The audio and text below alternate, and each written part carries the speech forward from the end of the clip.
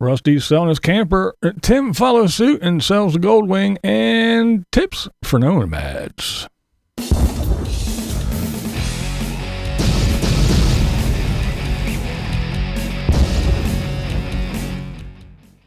That's right, good old Rusty. He gives us a tour of his 2026 KZ Sportsman 130BH. Yeah, I wonder where Tim got that, where he talks about his Flagstaff all the time, gives all the numbers. But anyway, yes, we got the tour when he bought it, but this is not another just tour. This is the going away tour. Yeah, a little over a month later, and it's for sale. I told you guys when I talked about it, I said, go see it while you can, because it's not going to last long. And yeah, he's getting rid of it again, as Rusty always does. I mean, he buys and sells stuff constantly, so it's a given. So it looks like it's going to be some Equinox camping from Rusty until he gets rid of that, of course. And we all know Sarasota Tim, that he Sarasota who? You know Tim. He emulates Rusty a lot. He wants to be like Rusty and everything. So I don't know if it's just coincidence, but I saw Miss Vicky talking about Tim selling his Goldwing. So if Rusty sells something, Tim's got to sell something, I guess. I don't know. Then we have the lady I was talking about, Pamela Medore. She talks Nomad-friendly banks. I wasn't aware of this, actually. I guess I don't travel and do that much but I never heard anybody really talk about this part of it. I just mentioned she talked about, setting up your domicile state and all that other stuff and things to think about. But she talks about banking, something about the Patriot Act and needing a physical address, not just a street number and all the other stuff. So I don't know, but I find it quite interesting. But she goes through a whole bunch of ways to do things and bank, and yeah. I guess there's something about kind of like your health insurance that, it's kind of like area specific. So if you go travel across I don't know. It was a little bit confusing, but like I said, I don't have to deal with that. So if you are a nomad and you're interested, or if you have any idea or run into any problems with your banking as a nomad, let me know in the description below. I'm kind of interested about this whole banking thing. I didn't hear about this yet. So interesting stuff over at Pamela's. And speaking about healthcare and stuff like that, a channel called Finally Free talks about RVing after 60. Now, most of it, not all, but most of the video is about, healthcare. Like we said, some healthcare things are state specific and area specific. Other ones aren't, but you can get into that in and out of network stuff and paying a lot more than what you had planned on and all that other good stuff. So they talk about that, and they talk about, just things that, the regular routine things that you have to get done once you start to get a certain age. And then we often have medications that need refilled, and how can you get it? Where can you get it? Can you get it sent everywhere and anywhere and all that other good stuff? So I found it quite interesting.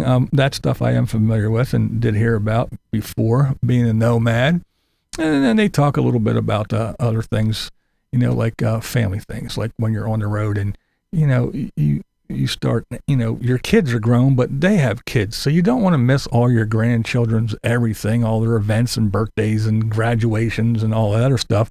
So yeah, you probably don't go back every year for birthdays and stuff, but when there's a big thing like a graduation or some, major milestone in their life, you kind of want to be there. So if you have, plans or reservations and stuff like that, you might have to change stuff. But yeah, it was pretty interesting video, I thought.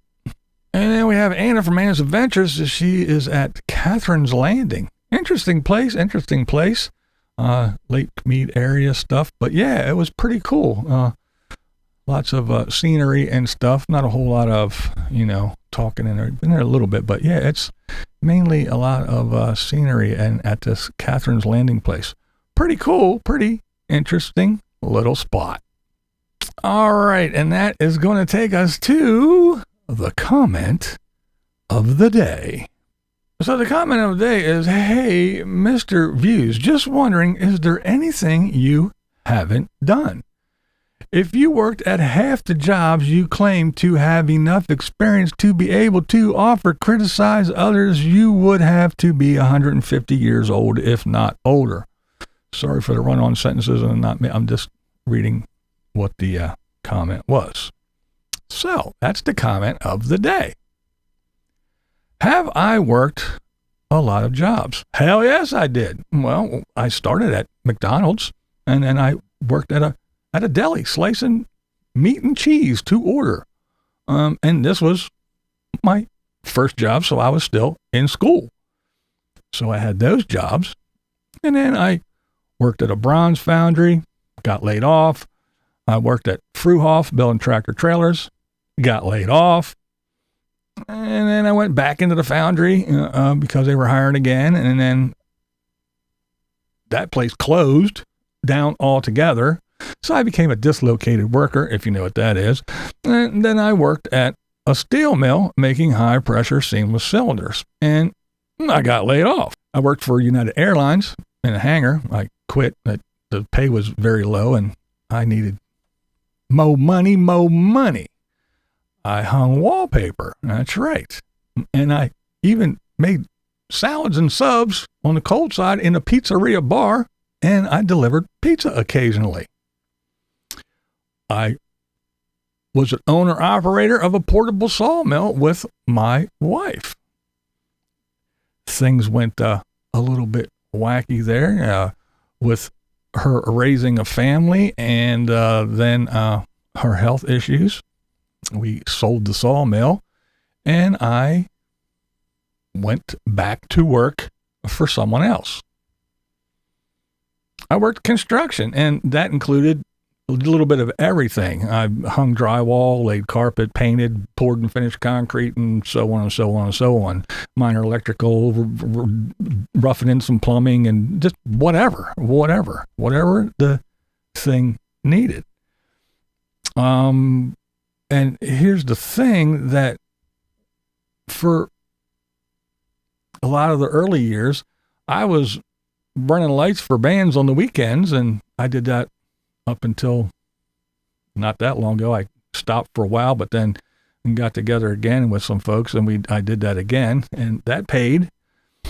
And for 10 years, I was a volunteer firefighter. Somewhere in all that, I worked at AT&T, the call center. I hated it, and I quit. I didn't last very long there.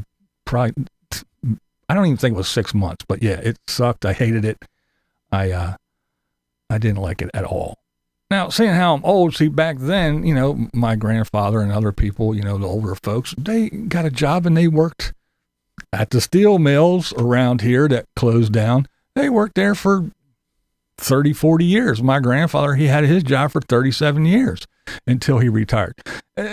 Those things were gone. It was a thing of the past. It didn't happen anymore. Industry was just moving overseas and just all kinds of crazy stuff. But yeah, I was constantly getting laid off, having good jobs, paid really well. And then I got laid off. And again, some of the plants closed altogether. There was no going back. And a couple of them, I did go back once in a while. And since I hung wallpaper and did all this other stuff, I would go in, and if I got laid off, instead of collecting unemployment and signing up, I would just go and say, hey, get a hold of somebody, and, they're doing a hotel or something. So I'd just go in, do a bunch of bathrooms real quick, because they're all the same, in a hotel. Just go in and do a whole bunch of bathrooms and stuff. And if somebody was calling back, I could go back to the foundry or back to a steel mill or back somewhere or whatever, or just looking for another job while I was doing that stuff. It was the same thing with the pizza place. I could go over and go, hey, I need some extra money here. So it'd be like, hey, just, make some cold subs and make some salads and stuff like that, deliver pizzas, do whatever. But yeah, I always worked. As I mentioned a little bit earlier, my wife's health went down, and plus she was at home raising children. And not only did I have to support my wife and our children, but She had children as well when we got together. So I was a step parent. So I had other children to take care of as well. So I was working. I tested fire hose in 6 different states, and I tested ground ladders. Now, we didn't test aerials. If they had an aerial, they got someone else, but we usually tested their hose. But yeah, so I did that. I went to South Carolina for a week to learn how to test ladders and repair certain things and all kinds of stuff. So yeah, I knew how to do that as well because I had responsibilities, and I wasn't like some people that just go, oh, well, I want to do this, so I'm going to, go buy a motorcycle and go ride all over the country, or buy an RV and just, work 2 days a week, and who gives a shit about family? I'm going to go do what I want to do. No, I had responsibility, and I took care of those things. So no, I don't have to be 150 years old. You just have to be, someone that as soon as you get laid off or your plant closes, you go get another job. And it just comes with a lot of experience and a lot of things, and you do what you do. And you learn along the way, and you go back and you do those things over and over again as you can. So I always worked until I couldn't. So for the brainless morons that say, I could have worked, he didn't have to take that check. He could have just worked and he can run his studio, and all he has to do is just turn his head. Here, I'm going to tell you this, you dipshits, you half-wits. When I was no longer able to work and do the things that I was employed to in the past, I attempted to get other jobs, but it was later in life. One, if someone just saw a resume and didn't know everything, they were like, this guy's not going to sweep a floor and answer a phone. Look at this resume. And, there's just a lot of things that, I can do, but I can't do them fast and be productive and make a company money. It just, I can't do it enough to be employable. I mean, not even some of these DEI fucking assholes, they wouldn't even hire my old non-seeing ass. And another thing that these buffoons that say, well, you can see a little bit, just turn your head. You of all people, some of these morons that are supposed to be at least a little bit educated. Did you ever hear of a thing called liability? Now, if I was to be working somewhere doing whatever, I don't know, and I got hurt, or I hurt someone else, ran somebody over, or banged my head, or fell down a step, or whatever, nobody wants that. Nobody wants some blind guy wandering around aimlessly that can't see. Oh, just turn your head. You're a fucking moron. You're a brainless idiot. No one's going to... If you owned a business, would you hire? But you're a dipshit. Another big thing is the ADA. That's right, the Americans with Disability Acts. Once you hire somebody with a disability, everyone's so deathly afraid of firing them. We can't fire them. Oh my goodness, they're going to come. Yeah, it's even worse than trying to fire a black woman. Yeah, you got somebody with some kind of disability that you hire. Once they get in the door, you can't get rid of them. You could be in a wheelchair or blind or have one or whatever it may be, and you could be the most least productive waste of space, and they're so deathly afraid of firing you. And then there's the medical insurance, the liability insurance, and all everything. It goes on and on and on. And people don't want to deal with it with their business. They got enough shit. Plus, everybody's for profit. Everybody wants to make money. They don't want to spend money on your dumbass. Your company and your building is constantly being evaluated. They want to come in and look at this and this. Is this ADA compliant? Do you have a ramp? Do they need a ramp? Does he have a grab bar?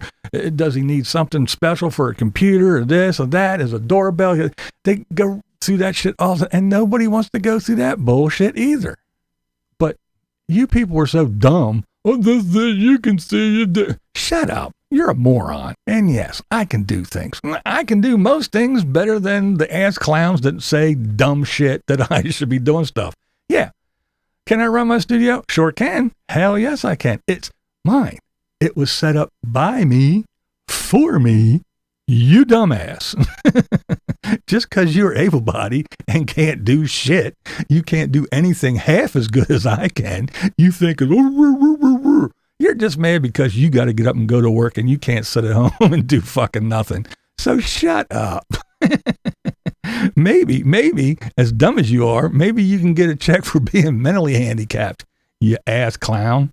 Now, I touched on this a little bit before. Now I'm old. No one wants to hire an old guy with no issues. That's right. If you're an able-bodied old person, they're getting rid of old people all the time. They're doing the forced early retirement and all kinds of other shit. They're just firing people. They don't want old people around.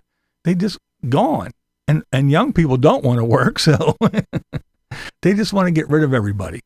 Who's going to hire an old guy that can barely see? Or this should just turn to the head. You're a fucking moron. Oh my, so don't be stupid. Use your brain for something besides a thing to keep your thick skull from collapsing in on itself. I mean, if you don't like the fact that I collect, too bad. I really don't give a shit. You're not going to do anything about it. And all you're running at the gums ain't going to change shit. If you think I should go to work, well, how do you know I don't work? You don't know nothing. You don't know what I collect, if I collect. You don't know what I do once I get out of this room, once this camera's off. You don't know what the hell I do. So why don't you mind your own damn business and worry about your damn self? Just because you're mad because you got to go to work and your wife is tired of carrying your ass, so you got to go out there and do something. So suck it. So, since you're clueless on how things work, since you think I'm sucking off the government, well, get off of social media and get to work so I can get my damn check. This is BlindViews, and that's the way I see it. What we do here is go back.